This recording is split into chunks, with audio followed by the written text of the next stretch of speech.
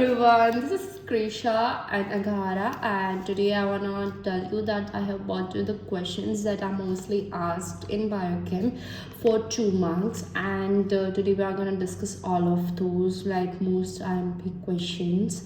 And so let's start. And first question is, how statin reduces the risk of atherosclerosis? Statin inhibits HMG-CoA reductase, and HMG-CoA reductase is an enzyme that is used to reduce HMG to mevalonate, and from that cholesterol बनता है. तो ये जो है cholesterol बनने ही नहीं देगा, तो risk of atherosclerosis is decreased. Then second question is, vitamin C is involved in collagen maturation. Explain. So vitamin C का रोल होता है प्रोलिन और लाइसिन का हाइड्रोक्सिलेशन करने में, और प्रोलिन और लाइसिन से बनता है हमारा collagen. So hydroxylation of proline और लाइसिन में विटामिन सी यूज़ होता है, तो मैचुरेशन कोलेजन का हो जाता है. Then the thing is, hypokalemia occurs in metabolic alkalosis. Hypokalemia कैसे होता है?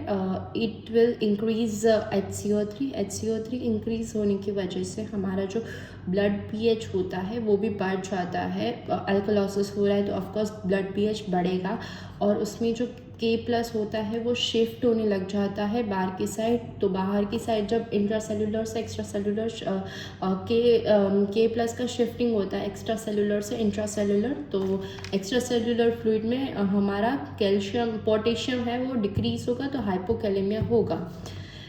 And the thing is, although both fourth question is, although both are the lipases, there is contradictory action of insulin or hormone sensitive lipase and lipoprotein lipase.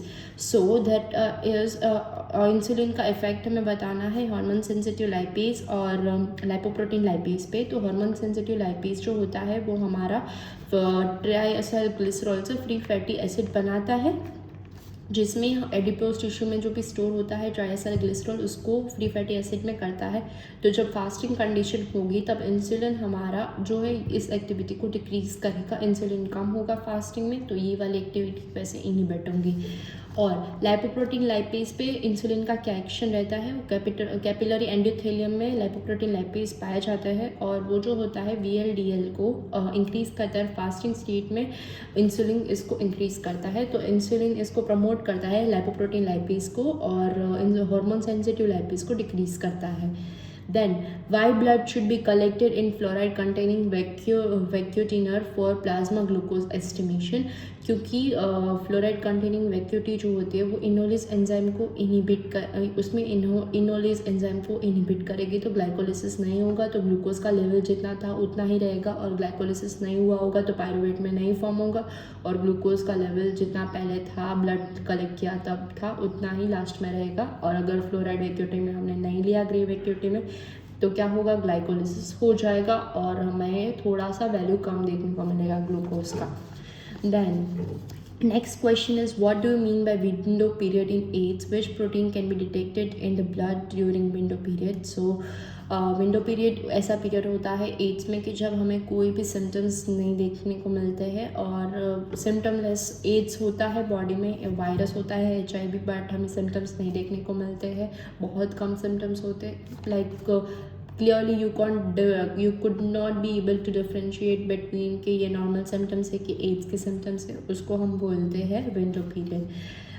Next question, if introns are fated to be removed then why are present in first place? Introns हमारे जो होते हैं interrupt करते हैं exons को, तो exons को हमें एक्सॉन के बीच बीच में इंट्रॉन्स होते हैं ताकि रेप्लिकेशन सही से हो, और उसको मतलब उसका कुछ काम नहीं है बट तो भी होते हैं जस्ट बिकॉज की रेप्लिकेशन और वो सारी चीज़ें परफेक्टली हो, उसमें कुछ मिसनंबर ना हो.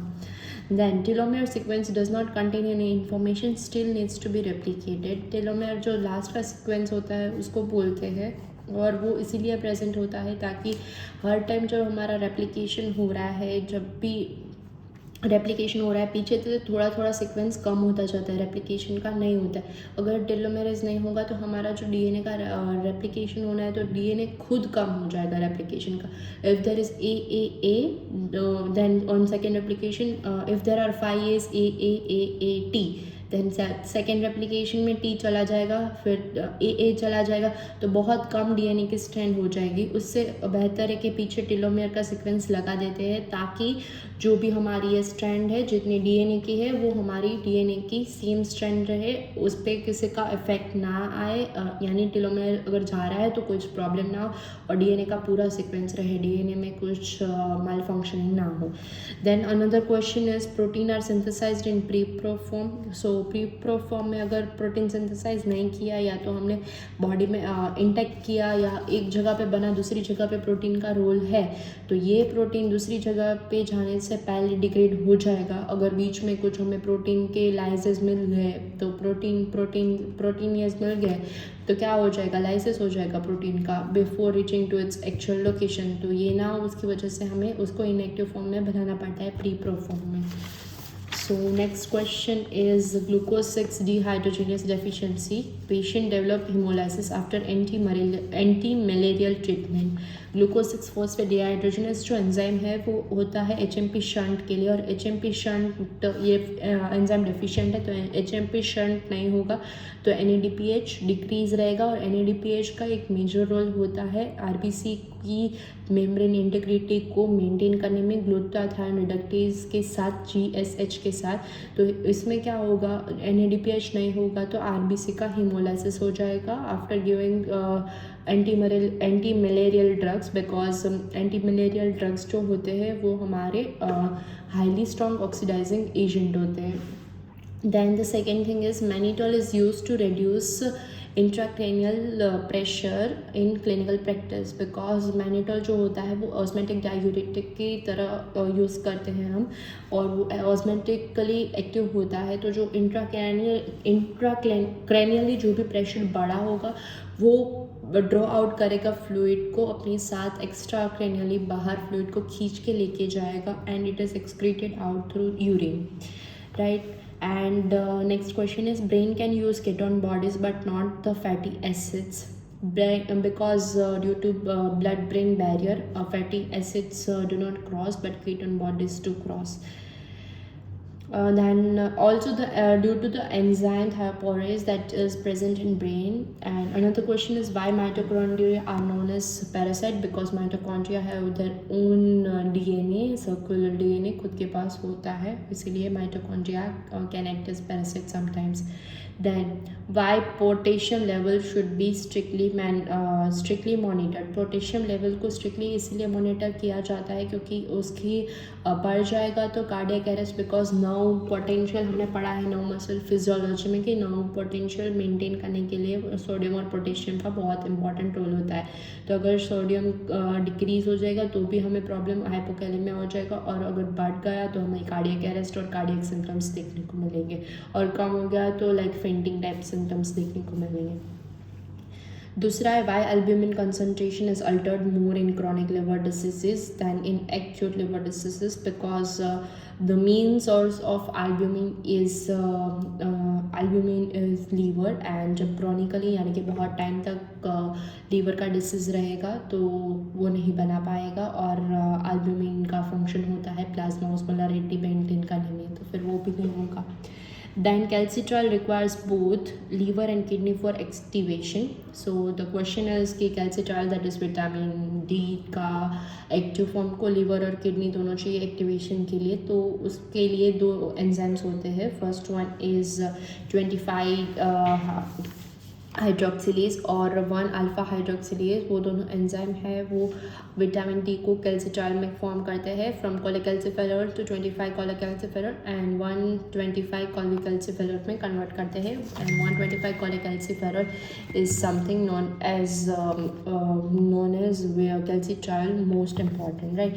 And the third question is pellagra is common in maize consuming population. pellagra मेज़ वाले पेशेंट में इसीलिए देखा जाता है क्योंकि जो मेज़ है उसमें हमारा मेज़ कंटेनिंग में pellagra is seen due to niacin deficiency, और नियासिन जो होता है वो हमारा मिलता है ट्रिप्टोफैन से। पर द थिंग इज़ मेज़ के अंदर जो भी नियासिन है वो बाउंड फॉर्म में रहता है, it is not in a free form. तो बाउंड फॉर्म में जो भी हमारा नियासिन है तो वो हमारा यूज़फुल नहीं होगा, तो मेज़ वाले प्लांट्स में विटामिन B3 का डेफिशिएंसी देखने को मिलेगा और पेलेग्रा के सिम्टम्स देखने को मिलेंगे. The fourth question is selenium requires vitamin E for its proper functioning, and I want to like to add one more thing in above question, that is pellagra is common in maize or it is also common in sorghum eating plants because जो sorghum होता है sorghum में lysine होता है ज़्यादा और lysine जो होता है वो हमारे एक एंजाइम जो कि B3 वाला pathway niacin from tryptophan to niacin वाला जो पाथवे है QPRT एंजाइम उसमें आता है उसको ब्लॉक करता है ल्यूसिन. और ल्यूसिन होता है sorghum वाले प्लांट्स में, तो sorghum जो भी खाते हैं उसमें भी पेलेग्रा देखने को मिलेगा बिकॉज ट्रिप्टोफैन से नियासिन नहीं बनेगा. Then the question is selenium requires vitamin E for its proper function because selenium जो होता है वो विटामिन E के साथ मिलके हमारा एंटीऑक्सीडेंट प्रॉपर्टीज़ फॉर्म करता है. Anti like free radical form नहीं होता है और एंटीऑक्सीडेंट प्रॉपर्टीज़ दोनों साथ में मिलके शो करते हैं. Then the question is anemia may be seen in lead poisoning. Explain. So anemia हमें कैसे lead poisoning में लेके जाता है, तो जो lead होता है lead poisoning is excess lead, तो जो लीड होता है वो first step that is ALA synthase वाला जो एंजाइम है ALA सिंथेस को वर्क करने के लिए जिंक चाहिए होता है हीमोग्लोबिन बनाने वाले में पाथवे में. पहले ALA सिंथेस आता है सक्सिनल को से अल्फा एमिलिक ALA बनता है ALA प्लस ALA जो भी बनता है ALA सिंथेस चाहिए. तो ALA सिंथेस जो एंजाइम होता है उसको वर्क करने के लिए जिंक चाहिए और जो लीड होता है वो जिंक को इनहिबिट करता है, तो ALA सिंथेस नहीं होगा तो उसकी वजह से हमें लीड पॉइजनिंग देखने को मिलेगा. लीड पॉइजनिंग की वजह से एनीमिया मिलेगा बिकॉज हमारा जो हीमोग्लोबिन है वो परफेक्टली बनेगा ही नहीं. Then next question is vitamin D is a hormone. Vitamin D को हार्मोन इसीलिए बोलते हैं वो क्योंकि सिंथेसाइज हमारी स्किन में होता है, कहीं पे लीवर में एक्टिव होता है, प्रीली एक्टिव वहाँ पे होता है, किडनी में मतलब परफेक्टली एक्टिव हो जाता है, वो कहीं और करता है. तो दैट्स इट.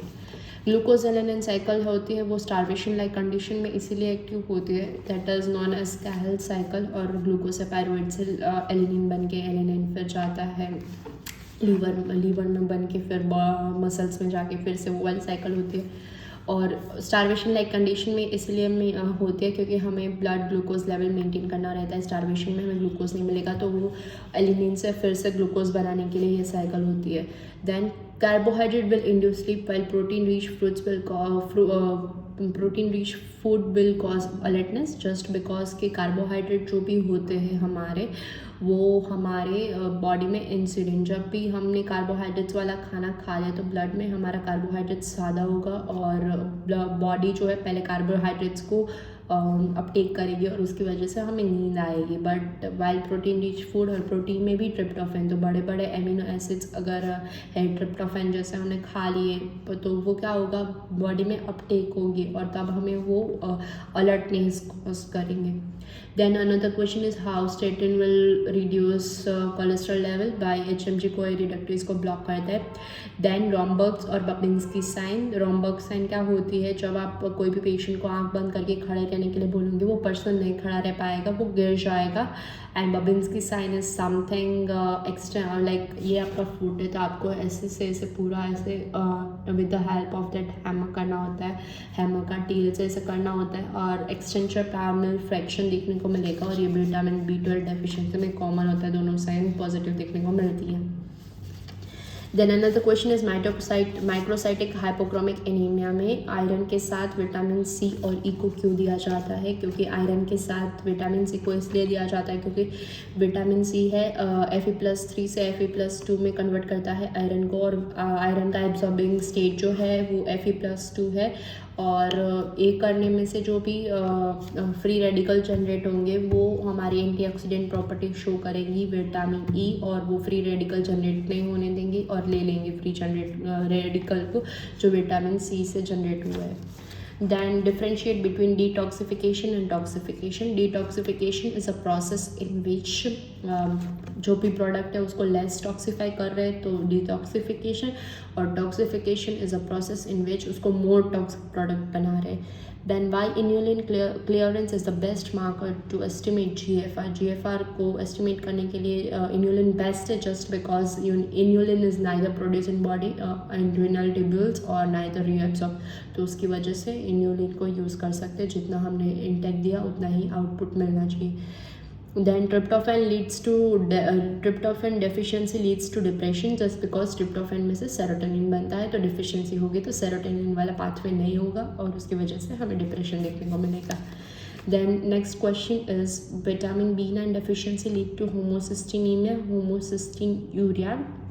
विटामिन B9 जो है वो फॉलेट एसिड होता है और ये वाले जो है फॉलेट साइकिल है, फॉलेट ट्रैप हो जाएगा. जब हमारे पास B9 नहीं होगा तो होमोसिस्टीन होता है उसमें से मिथ्योनिन तो बन जाएगा, मिथ्योनिन से होमोसिस्टीन बन जाएगा और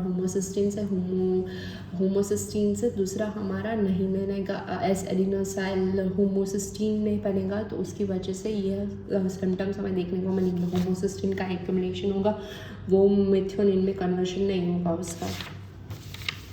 and the next question is human beings cannot digest cellulose because cellulose enzyme उनमें नहीं होता है.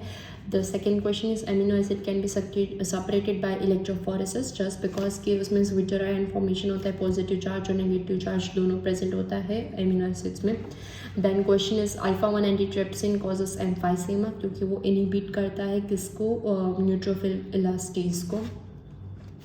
Then polyunsaturated fatty acid are anti-atherogenic just because कि वो essential fatty acids तो है ही और वो LDL के लेवल को डिक्रीज़ करते हैं, HDL के लेवल को इंक्रीज़ करते हैं और प्लेटिलेट एग्रीगेशन होते हैं उसको डिक्रीज़ करते हैं.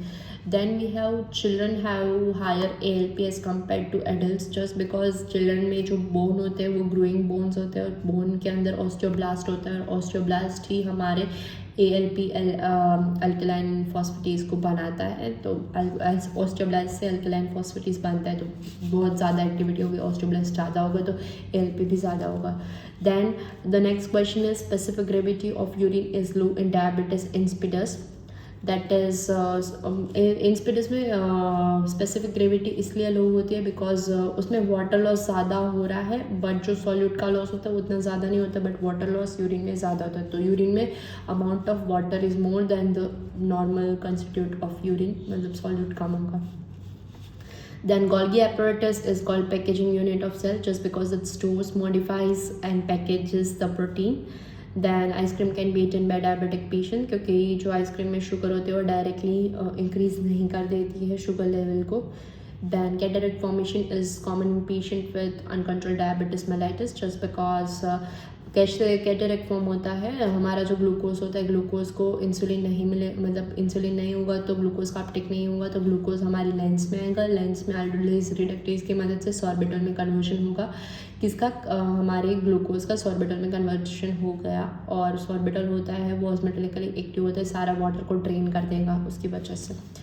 And fluoride vacuity should be used for plasma glucose estimation, that is to inhibit enolase enzyme.